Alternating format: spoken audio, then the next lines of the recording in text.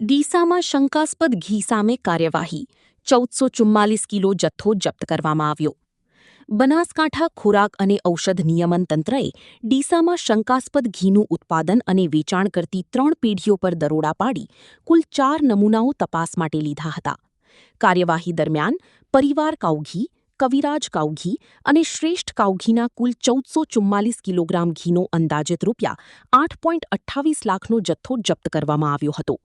તપાસમાં સંબંધિત પેઢીઓ માન્ય પરવાનગી વિના ધંધો કરતી હોવાનું સામે આવ્યું હતું. Tasvi marketing and dairy products, Bahuchar dairy product અને Jayveer marketing and dairy products ખાતે સિનિયર ફૂડ સેફ્ટી ઓફિસર અને ટીમે તપાસ હાથ ધરી હતી. Food safety and standard act 2006 હેઠળ જવાબદારો સામે કાયદેસરની કાર્યવાહી શરૂ કરવામાં આવી છે.